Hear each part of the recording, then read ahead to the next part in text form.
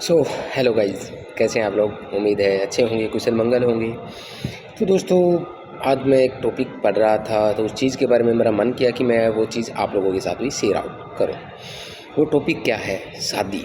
शादी के बारे में वो टॉपिक आज हम बात करेंगे। शादी होना क्या होता है, शादी कैसे, क्यों, उस चीज़ के बारे में। ये वीडियो वैसे काफ़ी लंबी होने वाली है, इसके 2-3 पार्ट आएंगे हमारे।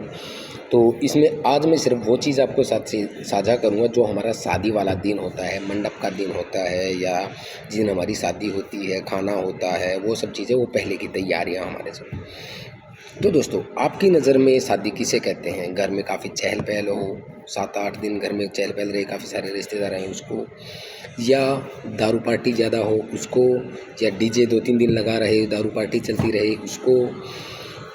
आपकी नज़र में शादी क्या है? तो दोस्तों, मेरी नज़र में जो शादी है वो ये है कि आपका हर काम कुशल मंगलता से होना चाहिए, हंसी खुशी के साथ होना चाहिए।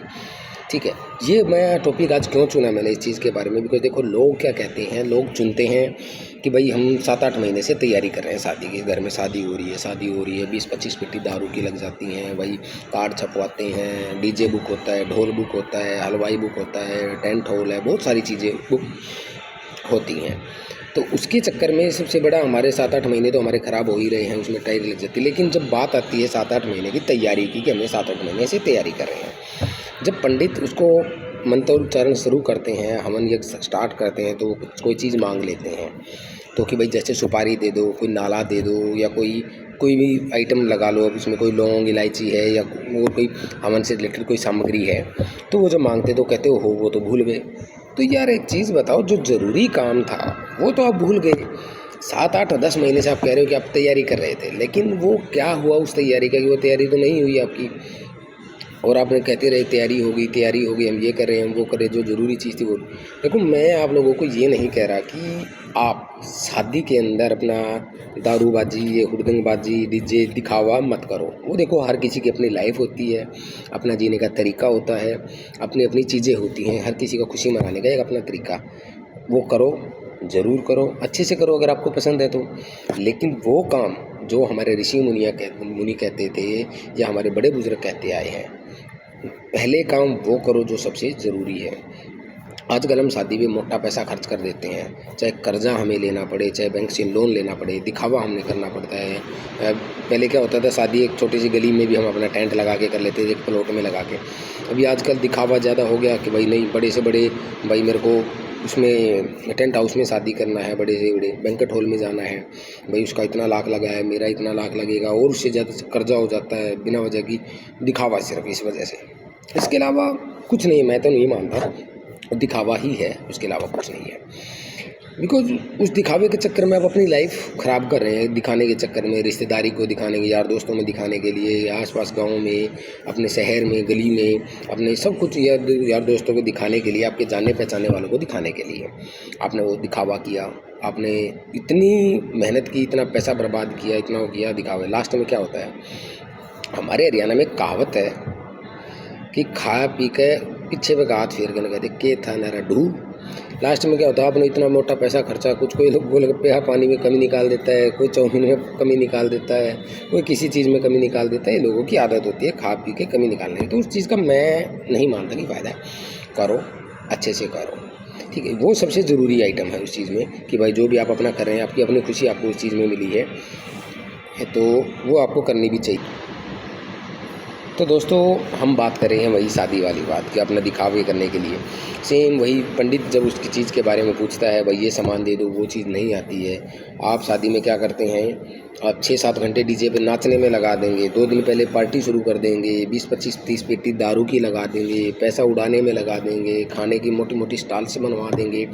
20 स्टॉल्स मेरे पास है, 50 तरह का आइटम व्यंजन मैंने बनवाया है, मिठाई कितनी है, सब्जियाँ कितनी है, इधर पूरी भी है, इधर छोले भी हैं, बहुत सारे आइटम, दुनिया भर के आइटम बनवा देते हैं।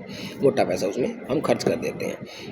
सब कुछ करने के बाद नाचते कूदते सब कुछ करते रहते हैं। 8-9 महीने से हमने तैयारी की है सब।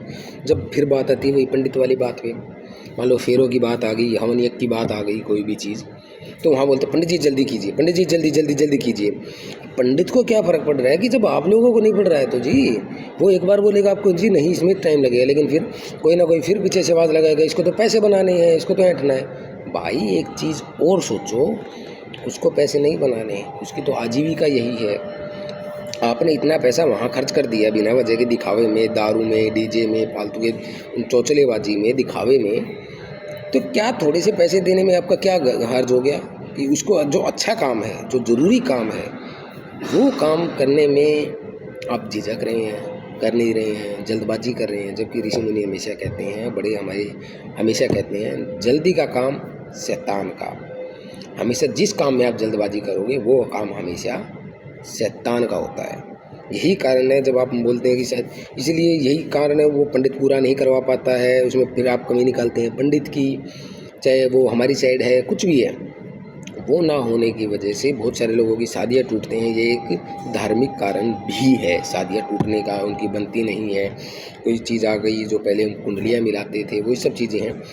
तो आपने इतना टाइम वहाँ लगाया तो थोड़ा वहाँ भी दीजिए, एटलीस्ट एक शेड्यूलिंग बनाइए कि हाँ इतना इतना इतना इतना हमारा फिक्स रहेगा। अगर आपको लगता है कि आपके डीजे में 5 घंटे की बजाय 8 लग सकते हैं, उसको पहले स्टार्ट कीजिए थोड़ा सा, या उसको अलग रखिए कि जो जिसको नाचना है, डीजे पे ज़्यादा रहना है, वो उधर रहे, आपके अपनी चीज़ में, अपने काम में, धार्मिक कार्य में हो रहे। और सबसे बड़ी बात, एक चीज़ आपने नोट नहीं की कभी भी किसी भी लोगों ने, जब आप कोई बैंकेट हॉल बुक करते हैं, कोई बड़ा सा टेंट बुक करते हैं, तो टेंट हमेशा उसी इंसान का बुक करें, बैंकेट हॉल उसी इंसान का बुक करें जिसके बैंकेट हॉल में या टेंट में, चाहे उसके बर्तन हैं, जैसे वो जिसमें हमारी कढ़ाई होती है या पतीले होते हैं, बहुत सारे आइटम जिसमें हमारा खाना बनता है, वो आइटम किसी ऐसी पार्टी में ना गए हों जहाँ दारू का काम ज़्यादा होता है या मांस मच्छी बनती है। बिकॉज हम जब शादी करते हैं, दो लोग एक दूसरे की ज़िंदगी का सहारा बनते हैं, एक दूसरे के संग रहते हैं, उसमें पूरे हवन यज्ञ सब पद्धति पूरी होती है। तो उसमें क्या रहता है, अगर आपने वही सब इस्तेमाल किया है तो वो धार्मिक कार्यों में अच्छा नहीं होता है। बिकॉज हमारे धर्म के अनुसार वो सब चीज़ें उसमें अच्छी नहीं रहती है, अलाउड नहीं होती हैं। ठीक है, तो उन चीज़ों को अवॉइड कीजिए, हमेशा वो वाला टेंट बुक कीजिए जो उन सब चीज़ों को दूर रखता है। कभी अपने बर्तन पतीले वगैरह, अपना टेंट वगैरह ऐसी पार्टियों में नहीं देता है या ऐसी जगह इस्तेमाल नहीं करता है जहाँ पे ये मांस मच्छी बनती है। फिर मदिरा तो आजकल शराब कॉमन हो गई है हर शादी में, जिस शादी में वो नहीं करते उसमें लोग जाना पसंद नहीं करते, अच्छी नहीं मानते। भाई मुझे नहीं पता क्यों, देखो ज़रूरी ये है अगर लोग वो, लेकिन उसको थोड़ा सा साइड में रख के करो ताकि वो चीज़ आपकी उस चीज़ पे ना करे। और एक और चीज़ जो मैं अभी आपको इसी बात में बताया था कि बर्तन से रिलेटेड मैंने आपको बताया, टेंट से रिलेटेड मैंने आपको बताया कि आप उस चीज़ को बिल्कुल ना करें, उस चीज़ के बर्तन वगैरह को आप इस्तेमाल ना करें जहाँ पे मांस मच्छी का इस्तेमाल हुआ हो उन बर्तनों में। फिर बिकॉज उसी में आपका खाना बनता है, फिर वही खाना भगवान को, हमारे पूजनीय को, हमारे बड़े बुजुर्गों को भोग के लिए जाता है, वही हवन में, हवन सामग्री में, इन सब जगह वो चीज़ें जाती हैं। तो इन चीज़ों को अवॉइड करो। दूसरा, जहाँ आपने देखा हो बैंकेट हॉल्स में हम करते हैं, बैंकेट हॉल्स में हर तरह की पार्टियाँ होती हैं, सब चीज़ें होती हैं, सभी धर्मों की पार्टियाँ होती हैं। मैं किसी धर्म को या जात को, किसी चीज़ को गलत नहीं ठहरा रहा हूँ, मैं सिर्फ अपनी ओपिनियन बता रहा हूँ। ठीक है, ये मेरी ऐसी ओपिनियन है, मेरी थिंकिंग है, मैं सोचता हूँ इस चीज़ के बारे में, और इसीलिए मैं ये सब चीज़ें वीडियो के माध्यम से आप लोगों को बता रहा हूँ। तो जहाँ ये सब चीज़ें हुई, जिस बैंकेट हॉल के अंदर ये सब चीज़ें हुई, तो आप उसी के अंदर जब आपका मंडप लगता है, जहाँ आपके फेरे होते हैं, जहाँ आपकी सगाई होती है, जहाँ आपका लगन होता है या धार्मिक कार्य जब आपका वहाँ होता है, तो मैं नहीं मानता कि वो शुभ होगा, शुद्ध होगा। ना शुभ होगा ना शुद्ध होगा, बिकॉज वहाँ पे वो सब चीज़ें हो चुकी।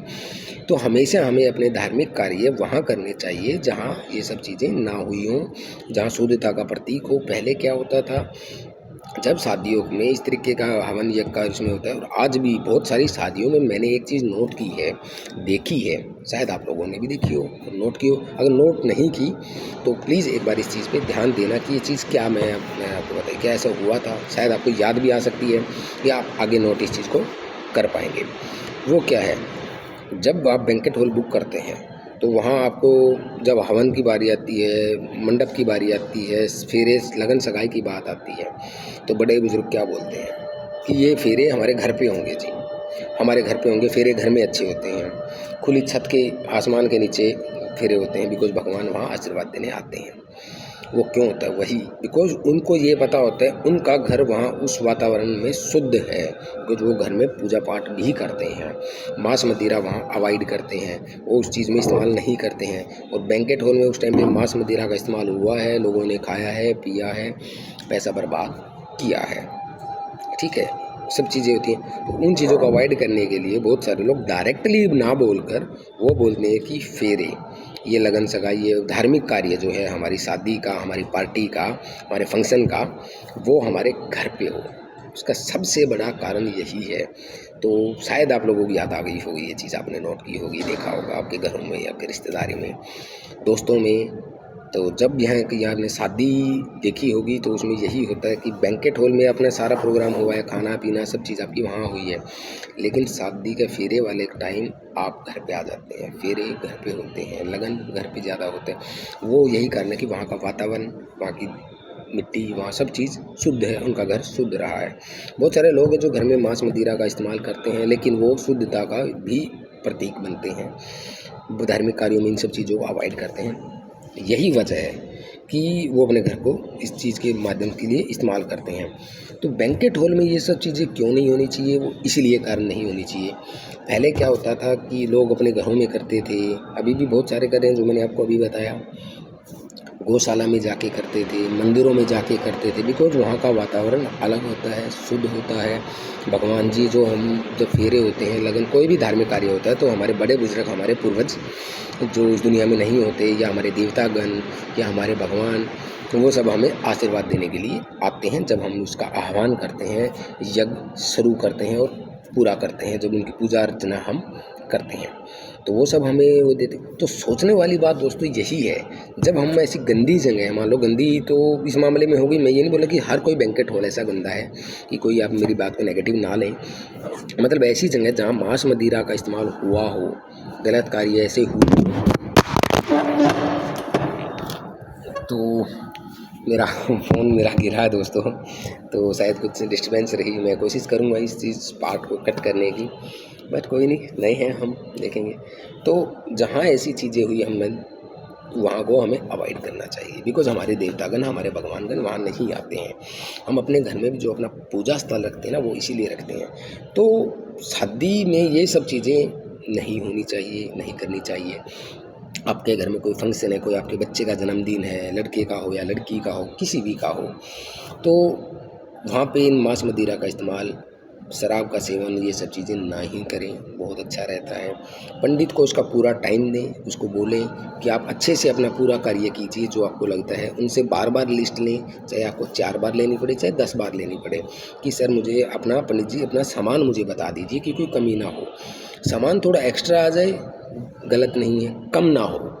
एक्स्ट्रा आने का मतलब है कि वो चीज़ें आपके घर में भी पूजा में इस्तेमाल हो सकती हैं और होती हैं, लेकिन लोग या तो कम लेके आते हैं या कोई आइटम भूल जाते हैं, तो उसको हमें अवॉइड करना चाहिए कि वो ना भूलें या कम ना लेके आएँ, बिकॉज वो चीज़ ऐसी नहीं है कि जैसे नमक होता है, कम को जगह है, ज़्यादा को नहीं, लेकिन इन सब चीज़ों में कम को कोई जगह नहीं, ज़्यादा को जगह ही जगह है।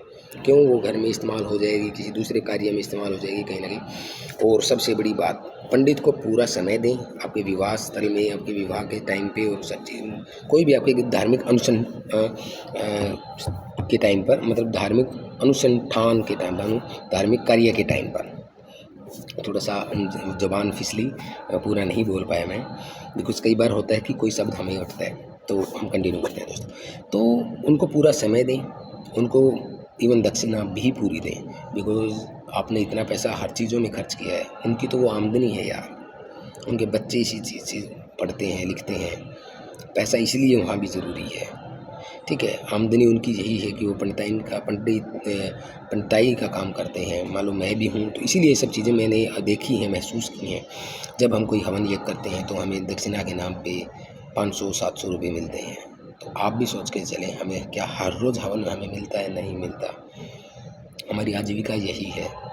और ये वीडियो बनाने का मेरा मकसद यही नहीं कि मैं पंडित हूँ, इसके लिए नहीं, ये मेरे टॉपिक मैंने थोड़ा पढ़ा था और मेरे मन में आया कि मैंने इस चीज़ के ऊपर बोलना चाहिए, तो हर किसी को आपने जब अपना पूरा समय दिया है, यारी दोस्ती को, अपने डीजे को, हर चीज़ को, तो वहाँ पे भी आपको अपना पूरा टाइम देना चाहिए। हर किसी को अपने पैसे पूरे दिए हैं, उनको पैसे पूरे देने चाहिए। और वहाँ तो कानाकानी नहीं करनी चाहिए, क्योंकि वो जी का आपने इतना मोटा बजट लगाया है, चाहे कर्जा लेकर लगाया हो, लोन लेकर लगाया हो या कुछ भी, तो वहाँ उस टाइम पे एटलीस्ट आपको ये चीज़ें नहीं करनी चाहिए। तो मेरा मानना है कि शादी वो चीज़ है जिसमें आपके धार्मिक कार्य अच्छे से हों, अच्छे से संपन्न हों।